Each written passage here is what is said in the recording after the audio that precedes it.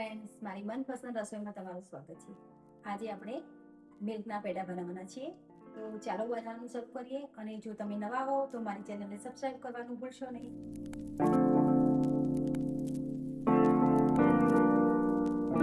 જો આપણે મલાઈ પેડા બનાવવા માટે આપણે એક જાડા તળિયાવાળી કઢાઈ લીધી છે અને મેં અહીંયા 1 લીટર જેટલું દૂધ લીધું છે। તો દૂધ આપણે આમાં લઈ લઈશું ગેસ ચાલુ કરીને। જો આપણે 1 લીટર જેટલું દૂધ લઈ લીધું છે અને એને હવે ગેસ ફાસ્ટ રાખીને હલાવતા રહીશું। હવે આપણે 300 ગ્રામ જેટલા 250 થી 300 ગ્રામ જેટલા પેડા બને છે અને હવે રક્ષાબંધન નજીક આવી રહી છે, તો આપણે ઘરે પેડા બનાવીશું અને ખૂબ સરસ અને ટેસ્ટી બને છે અને શુદ્ધ પણ બને છે। હવે સતત આપણે હલાવતા રહીશું। જો 5-6 મિનિટ થઈ ગઈ છે અને આપણું દૂધ સરસ ઉકળી ગયું છે। હવે આપણે આમાંથી દૂધ થોડું બહાર કાઢી લઈશું, એટલે આપણા જે પેડા બનાવવાની પ્રોસેસ જલ્દી બની જાય એમ।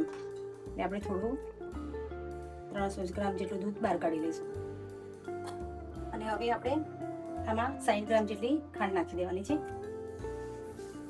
60 થી 70 ગ્રામ નાખી શકાય। જો તમારે વધારે ગળી જોઈતું હોય તો પછી 70 ગ્રામ જેટલી નાખવાની અને હવે આપણે સતત હલાવતા રહીશું જ્યાં સુધી આપણું આ દૂધ એકદમ બળીને માવા જેવું ના થઈ જાય ને ત્યાં સુધી આપણે હલાવતા રહેવાનું છે। જો આપણે ખાંડ પણ સરસ ઓગળી ગઈ છે અને આ 20 થી 22 મિનિટ થઈ ગઈ છે અને આપણું દૂધ ઠીક થઈ ગયું છે, જાણે આપણું મિલ્ક બની ગયું હોય ને એવું થઈ ગયું છે। હવે જે આપણે દૂધ રાખ્યું હતું ને બહાર એ પણ નાખી દઈશું અંદર અને ફરીથી આપણે હાઈ ફ્લેમ રાખી અને હલાવતા રહીશું અને માવો બનાવી લઈશું આપણે। જો ફ્રેન્ડ, આપણું ટોટલ 36 મિનિટ જેવું થયું છે, 35-36 મિનિટ જેટલું। હજી તો 10 મિનિટ જેવું લાગશે અને જો આપણો માવો બનવામાં તૈયારી થઈ રહી છે અને હવે આ સ્ટેજ ઉપર આપણે છે ને થોડો ચમચો મોટો લેવાનો, તેના છાંટા ઉડે ને તો આપણે દાજી જવાય છે। તો હવે આગળ જો થાય ને પછી હું તમને બતાવું। જો ફ્રેન્ડ, આપણો સરસ મજાનો માવો બનીને તૈયાર થઈ ગયો છે અને આ માવો બનતા આપણને લગભગ 40 થી 42 મિનિટ જેવું લાગ્યું છે। હવે આપણે ગેસ બંધ કરી દઈશું અને આને ઠંડુ થવા દઈશું। ઠંડુ થઈ જાય ને પછી આપણે એના પેડા વાળી લઈશું। જો આપણો માવો ઠંડો થઈ ગયો છે પેડાનો, એમાં 1 ચમચી જેટલું ઘી નાખી દઈશું અને ઇલાયચી પાવડર નાખીશું અને બધું બરાબર આપણે મિક્સ કરી લઈશું અને સરસ આપણે લોટ બાંધી લઈશું। એકદમ હથેળીથી આમ મસળીને સ્મૂથ કરી દઈશું આપણે।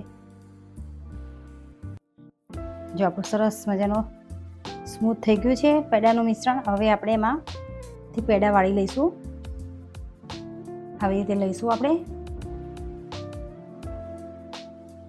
અને આવી રીતે વચમાંથી આવી રીતે કરીને કોઈ પણ ડ્રાય ફ્રૂટ આપણે મૂકી દઈશું। તો આવી રીતે બધા જ પેડા વાળી લઈશું આપણે। જો ફ્રેન્ડ, બીજી રીતે આપણે કોઈ પણ એક ઢાંકણું લઈ લઈશું અને એમાં આપણે આવી રીતે મૂકી દઈશું અને પછી એને આપણે બહાર કાઢી લઈશું। તો આવી રીતે પણ પેડાનો શેપ આવી જશે અને એક સરખા પેડા બનશે અને ઉપર આપણે ડ્રાયફ્રૂટ મૂકી દઈશું। આવી રીતે બધા જ પેડા બનાવવાના છે આપણે। જો ફ્રેન્ડ, સરસ મજાના આપણા રક્ષાબંધન સ્પેશિયલ પેડા બનીને તૈયાર થઈ ગયા છે અને ઘરે ખૂબ સરસ બને છે અને ટેસ્ટી બને છે। તો તમે પણ આ રક્ષાબંધનમાં બનાવો। મેં અહીંયા ઇલાયચી ફ્લેવર બનાવ્યો છે, તમે કેસર ફ્લેવર કે ચોકલેટ ફ્લેવર પણ બનાવી શકો છો અને ખૂબ જ સરસ ટેસ્ટી બને છે, તો તમે પણ બનાવો। જો ફ્રેન્ડ્સ, સરસ મજાના આપણા રક્ષાબંધન સ્પેશિયલ આપણા મલાઈ પેડા બનીને તૈયાર થઈ ગયા છે। તમે પણ આ રક્ષાબંધનમાં બનાવો અને મને તમારા અનુભવ મને કોમેન્ટમાં જણાવો અને મારી આ ચેનલને લાઇક, શેર અને સબસ્ક્રાઈબ કરવાનું ભૂલશો નહીં।